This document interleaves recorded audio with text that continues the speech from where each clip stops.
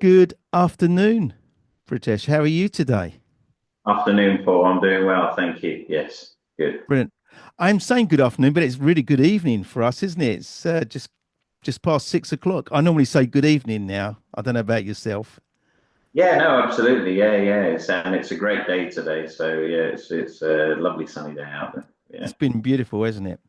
And you're one of the very few guests I've had on here that I've actually met face to face, and we met face to face last week, didn't we? For the first ever time, which was great. It was a great event and great networking opportunity and great location as well. So it was phenomenal. So yeah, this has really set us up really for this, I think. It has indeed. We had a good chat then and sort of talked about today, and it's a great pleasure to have you on our podcast today, and to have us as part of our network. So thank you very much for that. I'm honored to be here. It's a great opportunity for us. So yeah. Brilliant.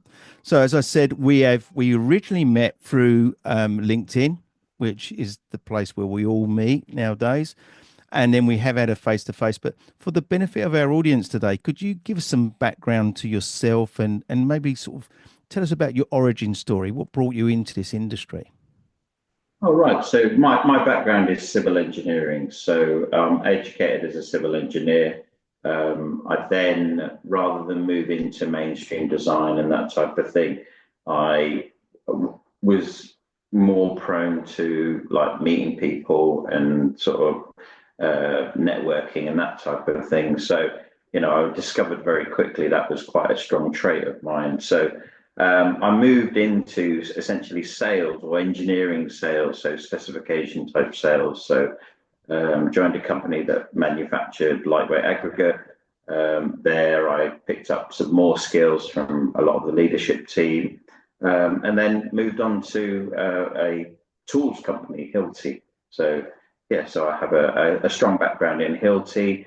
There, I was working in London, visiting all the big specifiers and all the nice, lovely big projects that were going on at the time. Everything from Wembley Stadium, Arsenal Stadium. Wow. Uh, so got to see a lot of these Swiss Re. The Shard was probably a twinkle in someone's eye at that point. So yeah, there were some great projects, infrastructure projects like Channel Tunnel Rail Link. I got to meet a whole host of contractors and specifiers. So that really set me up in the world of sales and specifications and engineering know-how, as it were. Solving problems is probably the biggest way I would put it. And it's a knack that I have. So if someone has a problem, I could probably work out a solution, no matter whether it's even though I'm civil, it could be mechanical, could be Right. electrical, could be however. Um, I then moved on to a company in a leadership aspect where I was managing a European sales team, looking after a sales group selling fixings and fastenings for cables and pipes. So the company was called Erico originally. Then they got took over by bigger company called Pentair, and then now today they're known as Nvent. But essentially, they make fixings and fastenings for cables and pipes, and that sort of got me even further into that M&E industry. It sort of channeled me further down. From that point, I then joined a company that were similar to where I am now, which basically manufactured insulation jackets. Wow. Something that I'd never really come across, but the concept was so simple. We have lagging for pipes and things like that, but you know, what do we do when we get to the removable parts in terms of valves, flanges, all the connecting parts, as it were. So yeah, that's what sort of led me to where I am today. I've learned a lot from the manufacturer. I work directly for manufacturers, so I Right. learned a lot by seeing a lot in terms of stock control, how things are organized, and that type of thing. So I have a load of other elements that are there within my sort of portfolio that are sort of hidden behind the background, but have really done served me well today. Yeah. Let's go back a little bit. I like going back. It's my Columbo bit. Let's go back to the bit of the new construction side because that was a very exciting time, wasn't it? Wembley, Yes. Emirates, even the London Stadium was starting to be developed. We had all the Westfield sites. So even in that area, was a significant amount of properties were just coming up out of the ground, weren't It was massive, and there was the run up to the Olympics as well. So you had a lot of that infrastructure being put in place. So Channel Tunnel was one of my biggest ones because I lived in Grays in Essex, and they? Right. um, I was literally site inducted on all the different contracts along the Channel Tunnel rail link. I got to walk the tunnel when they had conveyors in and the Wow. machine tunnel boring machines, and the big box at Stratford. I've seen that in its raw state, literally. Right. I had my first company car then as well, and I managed to uh, get stuck in mud at the Channel Tunnel rail box. Literally, they had to get a JCB to lift, almost drag it out the Wow. mud. So yeah, but we were there in a engineering capacity because they needed fixings for the conveyors and that along the tunnel as it progressed. But it was a great opportunity to be at the coal face, and then later on down the line you get to see it finish, as it were. So you get to Yeah. see the stages and see it as what the general public do as well. Yeah. You know, so It's nice to go from the start to finish, isn't it? To actually see a project end and yes. become a completer. And that's really, I'm sure, has helped you in your career to be a finisher, really. No, absolutely, and say in Hilti, I had several hats where I went from being just a simple project engineer doing that type of project to then concentrating on oil and gas. So I was working on global projects like Saudi Cayenne, Pearl GTL, Gorgon, Greater Gorgon in Australia. So I got to work with specifiers in the UK that were working on bigger, long-term projects in other countries. So that progressed, and then I went on to things like project management, where I was managing my own energy sites, like energy from waste in Runcorn. When that was going, it was like it was a wonderful site, that was, because it was sort of yeah, it was one of the biggest during a recession, essentially. You Yeah. know, so yeah. But yeah, it's so diverse. Every day is different, and it's And great. let's finish this, oh, I'm using the word finish again, Mm. like finishing a project. It always makes me smile when we talked about this, didn't we, on last week when we was talking about the lagging. Beautiful lagging will be done in a building on the pipework all the way up to the valve or the pump and then stop. And then the whole valve and pump will just be exposed to the Yeah. environment. And it really does feel as though the job hasn't been finished. It's such a shame that why are they not thinking about why aren't they engaging with you guys to finish that job off nicely? I'm not sure. I think at that stage it's more about the installation and commissioning, making sure it's all up and running correctly and working correctly. I think the insulation on those elements have always become a bit of an afterthought, really. Mm, Yet they're the biggest win on any site, I would say. You know, 100%. Yeah, yeah. so yeah, Yeah, because when definitely. you get your when I'm like many energy consultant nowadays, we get our thermographic camera out, and it Mm. just creates such a beautiful image, doesn't it, of all the lagging doing its job, but then right in the middle of it, like a whole ball of fire where you got the heat coming out. And I think it's one of those. If you showed that image at the end of an install or finished project, and you said to the, I don't know, the M&E contractor, or maybe even the main contractor, look, you're missing something here, or even the client. There's an opportunity to there straight away, really. And Yeah, that's the thing, is with a thermal image, it's not hidden then. I yeah, think with yeah, a normal, when you take a normal picture, it looks normal, it looks fine, there's nothing wrong with it, it yeah, works. But when you take a thermal image, and then you see what the issue is. yeah. So yeah. I remember taking and having the first thermographic camera in my hands It was in 2005, and this guy said to me, "Whatever you do, don't drop it. It's 35 grand's worth of camera." And I had this big case carrying around with me, and I was shocked what you could do with this camera. This was ultra. I had to sign the Official Secrecies Act, a certificate with the camera to use it, because it was amazing what it wasn't like an X-ray machine, but you could see images. Well, and then nowadays I showed you pictures of mine. I've got a thermographic camera that I've brought through eBay or the Apple shop, £220. Doesn't quite give, we talked about this, didn't we? The temperature areas of what we need to be looking at, but it's a perfect job. And I've gone through three or four of them because I have a habit of, because they're so delicate. I have dropped these ones. Lucky I didn't drop the 35 grand one, but I've dropped these couple of hundred, still couple of £100, but it's such a powerful tool to have in my armory, to do that and take that picture. That one picture tells the whole thing, doesn't it? And that's the thing. I think that just by doing that, you can see what the effect is by then insulating that same piece of equipment, whether it's one piece of equipment or a whole plant room. You can hone in on the different elements, and and most people use these thermal imaging cameras to see where the air leaks and where Yeah. there's energy escaping and that type of thing, and it does exactly that. The only thing you don't, because it's usually a plant room's internal, you're losing all that heat in the plant room, which is wasted really. It should be distributed around the rest of the building, whether it be a school, hospital, or whatever. Yeah. I remember I can't remember the name of the site, but we put all these valve wraps in there, and they were all complaining that the plant room was now cold.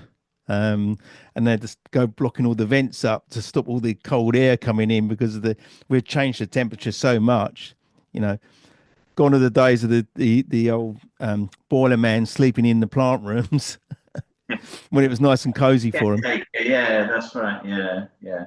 But that's the thing, is the insulation will do both. It will protect it from the cold. It will protect it, from heat as well. So it will do both really. So even though the plant room is cooler, that means it's doing its job more efficiently as well. So Yeah. you'll probably have less maintenance in the long run on some of the equipment. Mm. That's one of the things. So yeah. So we're talking about heating. It can also be used for cooling, can't it? Regarding the lagging on chilled water pipes. Yeah, absolutely. It does exactly the opposite as well. So you have to put in things like you have to consider vapor barriers and things like that, as you normally would, whether it's like you say, chilled pipes, or whether it's ventilation or that type of thing. But Mm. yeah, you can apply jackets in the same way, exactly the same way as an acoustic or a thermal layer. So so Yeah. it can do So two things. without putting you too much on the spot, is there any indication of how much energy savings a typical valve mat would actually save? Yeah, so if you took, I like to use an example of a 6-inch valve in a steam application. Again, it's very typical of an industrial process. Running 8 hours a day, say at 150 degrees, you're talking about nearly 10,500 kilowatts of energy that are lost each year, Right. just that one valve. So, if you took the average commercial price of gas, you're looking at roughly in the first year, you would save roughly just short of £900 by insulating that valve in the right way. Yeah. Uh, and then obviously it's compounded year after year from there. So five Yeah. years, you're talking nearly £4,500 on one valve in one part of the process. And as there's usually multiple. So yeah, Yeah. And then how much would the cost of that valve wrap be in the first place? probably 1/8 of that, really, if that, if not less. It depends on what you have to consider is the insulation comes up either side. You want to Yeah. make sure have enough coverage over the insulation either side, to make sure that you don't lose any energy. Also, the thickness of the jacket matters as well. So Yeah. the beauty of what we do is it's fully removable as well. So and again, where you tend to get something that leaks, like a valve or a corner fitting or a flange, basically the jacket is protected with silicon essentially. So you have a jacket like this essentially, Yeah. which is basically silicon outer, silicon inner, and the insulation in between. But it's protected. It's fully waterproof. So if water got to it, the insulation isn't damaged. You can remove it, Yeah. fix the valve, or replace it, and then put the insulation back on again. Yeah. Yeah. And also, what I find, it makes the plant room look a lot more tidier when it's It's all sort of blended in. It does look very good, doesn't it? Yeah, and you can see by some of the images that I've got here, you can see how well it sort of blends in. The grey is just the industry norm, Yeah. but we can do them in yellow, red, blue, whatever color you want. Really, it's all down to preference. Really, Yeah. you Yeah. get the silicons in the different colors or PVCs even, but grey is the most common. It used to be foil used to be a very popular choice as well. We can do them in foil finishes for Yeah. Yeah. customers in foil as well. So yeah, but you're right. It does look more finished, and I think when you do then take that thermal imaging camera back, you can then identify areas where there may be other issues or maybe areas that still need consideration. So Yeah. yeah. Yeah. We branded some of ours on plant rooms as well to with numbers on to help the people looking at it, maintenance managers, to contact whoever, either to do more lag in or to contact us for energy management. So we used it as a quite a good tool, which you can do then as well with organisations to help them with their energy management process. No, absolutely. You can put QR codes or barcodes or anything on these jackets. It's all dependent on how much you want to spend, as it were. So we can do labels, we can do QR codes, and that QR code might lead to a drawing or a specification of even the valve, for example. So then you know what that piece of equipment is, or even just really, like I say, reference back to the drawing. So if you need a replacement, you know where to go. Yeah. So yeah, you can go to the nth degree with these things. It is really, the sky is the limit, but it's all, like I say, labels that will have your company name on, or what the jacket is, or what the piece of equipment is, even, Yeah. or just simple numbering system, tag number, like you say, you know. Yeah. And what about, this is quite a straightforward technology. There's no moving parts. It does exactly what we're going to expect it to do. But is there any future innovation coming around these? Because it's quite a traditional piece of equipment, basically. It is, but what you find is things like the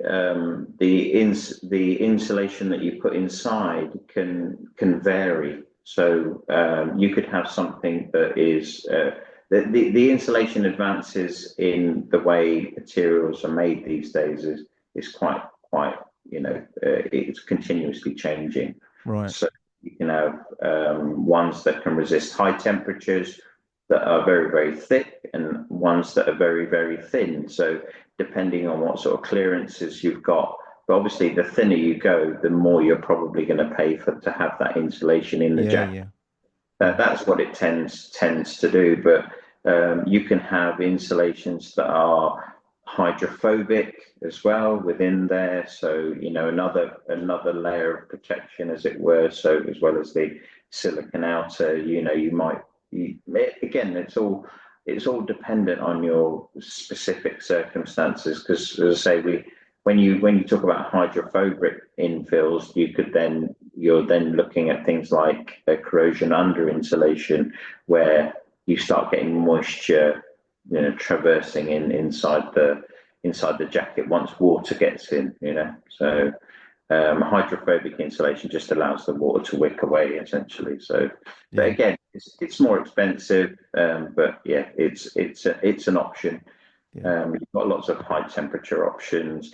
You've got different thicknesses. So, and I'm sure the technology will continue to evolve as we move through the industry. Yeah. Yeah. Doesn't stand still, does it? The technologies. And then my next question really is that, I see this a lot in the UK buildings, but is this a global product? So would you look to, or could you distribute around the world if anyone needed such an item? Yeah, absolutely. Yes. Yeah. Yeah. We can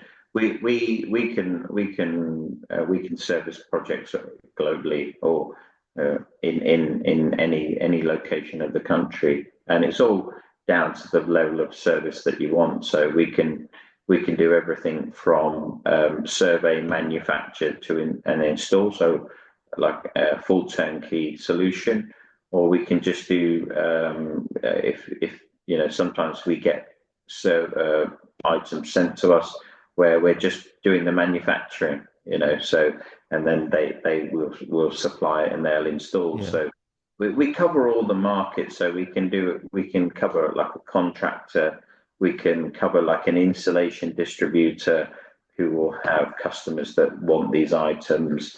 And again, some companies will buy them, some companies won't. They totally, it's all down to their remit with any one project. Yeah. You make someone responsible for it, then it will get done, and Yeah. the results will be, yeah, yeah, good. Interestingly, when we spoke last week, we was talking about a heat exchanger that I was standing next to, and I posted it on LinkedIn. And I didn't notice at the time, but they have nameplates and details on and serial numbers, which you could then take that details and manufacture a particular uh, insulation pack for that. So we wouldn't even need you to go to site. We could just give you them details. Some don't even need to give you measurements because you would then go and find those measurements, and we could just order it online. Yeah, absolutely. A lot of manufacturers, if you know what the manufacturer of the valve is and the size, we can usually Google it and you can get the Yeah, dimensions straight off. So obviously, a 6-inch valve is a 6-inch valve and a 4-inch valve, but like you say, heat exchangers, pumps, even skids, for example, they all have serial plate names or serial plate numbers, and no, we can request that from the manufacturer to then be able to get overall dimensions to then build a bespoke jacket for that item. yeah. So yeah, And you don't just do the valve wraps, the pump wraps, the heat exchangers. You do the whole complete plant rooms if required, don't you? I know some of the yeah. pictures you've got there cover the whole of the plant rooms. And again, would that be variation of different products that you would explore? Well, we what we would do if the pipes, if we were talking about lagging of pipes as well, we would normally partner with an insulation Right. contractor. They would do the piping and then they would source the jackets through us. So Yeah, yeah, it's as simple as that. But we work in partnership with a few contractors that can provide that complete service if that's what's required. yeah, You know, some people we would just advise getting the pipes insulated if they want. We could recommend a few people, yeah. or we could, like you say, provide a full turnkey solution where we recommend a contractor to do it as well. So yeah, I've done a job in Barcelona once and turned up the site, and all the pipe work was all like this bright green color. When I touched it, it was already insulated. The pipe comes with an insulation on it already. And when I asked the owner of the property, he said, yes, it was very, very expensive. And I can imagine all this pipe. And when I looked at the plant room, it looked amazing. It was all bright green. However, they hadn't done all the valves, all the pumps and things like that. So we had to go back and put all these valve wraps on. That's right. Yeah. So So you can get the pipe work already, which is quite bizarre nowadays, really, to see that. some companies do supply it already insulated, and some of the OEMs that we work with actually, like I say, will provide a jacket or a cover with their a piece of equipment as an option. Yeah. So we've recommended to a lot of OEMs when you're pricing for the say, I don't know, it could be a dosing pot or a filter, then price the jacket with it, because it's a yes or a no, and it's one of those where it's an upsell for the OEM or the valve manufacturer, and it's an upsell for themselves as well. So yeah, it's Would it's a win-win. would you, as an organisation, ever consider working with these um, valve manufacturers regarding providing a buy one get one free type approach regarding you get the installation with it? Yeah, no, absolutely. We do that with a few Right. OEM companies. So we already work with a few. So some of the companies that make valves and flanges and that type of thing, they buy, or distributors even that Yeah. Yeah. distribute. Yeah, you get a lot of these manufacturers work directly with distribution networks. So they have the inquiries and it's an easy upsell. It's like I say, if you're going to buy 10 flanges, why not buy 10 flange covers? Yeah. It's it's as simple as that. One of the questions I normally ask on the interviews, what are your challenges? Do you have challenges within your industry with organizations? What you're trying to do with them? Sometimes, yeah. Usually, companies that come to us, they know what the benefits are, but there are a lot of companies out there that don't understand the benefits and don't see the benefits, or it doesn't really fall within their remit. So it's more of an education for us. Yeah, So yeah. we try and provide it a very consultative approach where we say, look, this it's an easy win. Energy prices are very, very high, and this could be a saving that you can promote to your client, in a lot of Mm. cases. So it's simple, Yeah. and it could be from any industry, like say schools, the water industry, office blocks, hospitals. It's the list is endless. Yeah. And do you Yeah. have a team behind you working on this? Yes, absolutely. Yeah, we have two sites actually. One in Devon, that was established over 40 years ago. Right. And the site where we have in Manchester was only established last year, and we've pretty much outgrown it already. So yeah, it's phenomenal what we've done, and I think we always had it at the back of mind it will be successful, Yeah. but we've proven it to be successful. And a lot of customers that we have today are very long-standing customers. So Right. the owner, Tom White, who established the business back all those years back then, has a massive network of people that he knows, and people he's Mm. very well respected within the industry as well. So last month we joined the trade association TICA, the Installation Contractors Association. So we're getting involved more and more with basically educating the industry and making people aware of what we do. Yeah. I think it's a given. When you're walking around these plant rooms, you can feel the temperature, you can see it. Just sometimes when I take people around to do training, to do an energy assessment, I say, look, be careful. Do not always like feel the temperature with the back of my hand rather than grabbing things or whatever, but just feel that temperature just coming off slightly. It's amazing how much temperature. And I say, feel that temperature? That should be going into the building, not into this area. What you're seeing here is all radiators. With you're heating the wrong area. We need to be heating either the water or them rooms or the space areas in the buildings. Well, that's It's a the thing, waste of heat. that your boiler is working overtime just to heat a space which isn't Yeah, occupied. doesn't need to be. it's like I say, just that one is an easy win. But Yeah. as I And I know say, it's significant payback, isn't it? It'll pay well within between 3 and 6 months. Some cases could be that quick. And why not do that? exactly that. So it's one of those where we can educate building owners, we can educate clients that basically this is a quick win, it's low hanging fruit, and that's what the way we see it, and Hmm. yeah, it really So is. I'm going to let you into a secret here. Well, Mm. it's not much of a secret because I'm telling the world now, but I've been looking for a British around the world, yeah, for this conversation because it's such a given to go and do. There's not many organizations out there doing it. You're quite niche, unique, and there's no one like yourself out there willing to tell people about it. It used to be quite a hard one to go and I go around the plant rooms and identify, oh, you need to put this, and then I find ages to find someone to come forward who wants to share and talk to the story about it. Well, I think the people that obviously come to us, they know what the advantages are and they see it. But like you say, there's a whole wealth of people out there that don't see it. Yeah, And what I've seen from this group and the B2B Energy Network was you've got a whole group of people willing to educate everyone about what there is and how to solve it. So it's not just about showing them a problem, but it's actually bringing them a solution.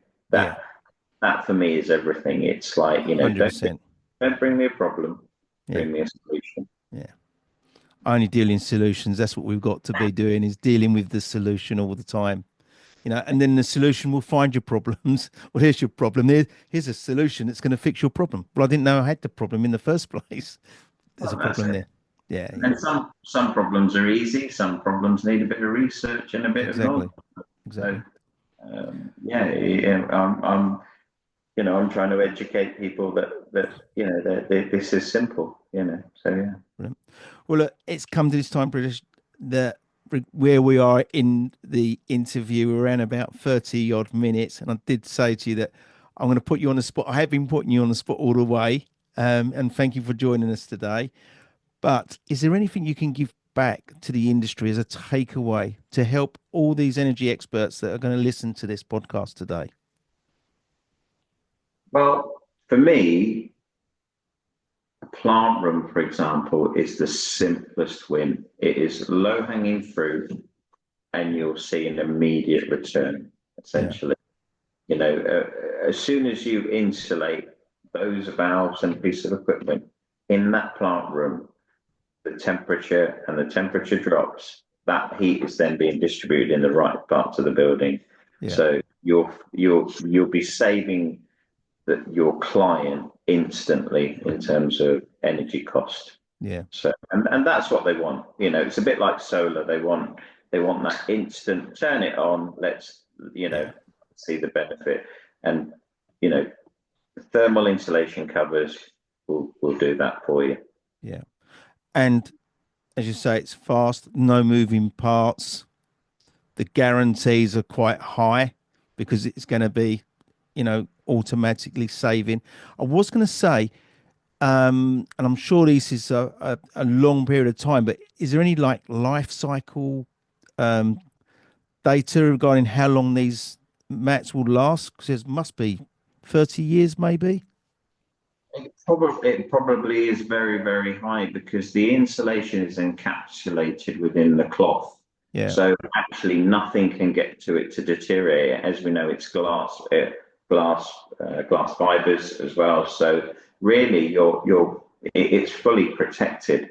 yeah, Even from the elements, we do slightly higher grade cloth for outside, but again, it's protected, providing it doesn't get torn or ripped or anything like that, and the external integrity survives, then yeah.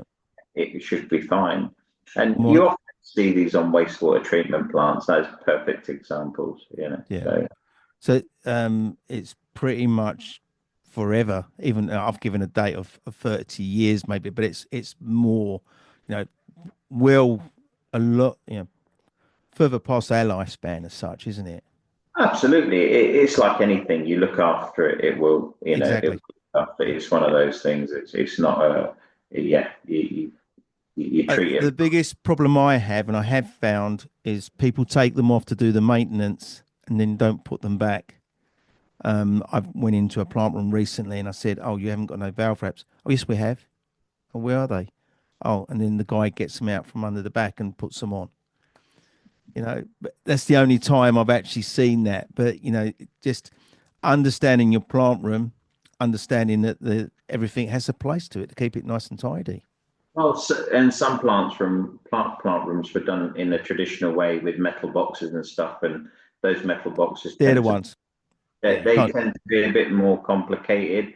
Yeah, So you then have to have a specialist contractor to come in. With ours, you don't have to be a specialist contractor. It is easy. It's Velcro fixings, tied tied string pulls on the side, and it's simple. And we're quite happily train plant plant maintenance people or contractors on how to measure jackets, how to install them, and it will serve you well once you have something like that. yeah. Yeah.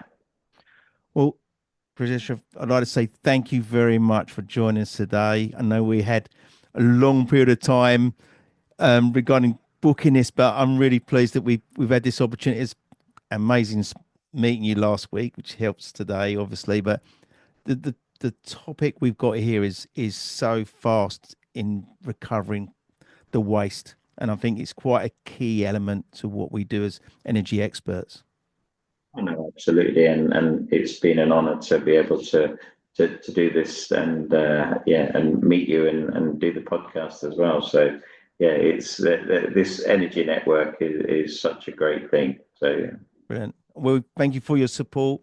And lastly, Pritesh, you and your family stay safe in these times. Yeah, you too. Thank you. Thank you. Take care.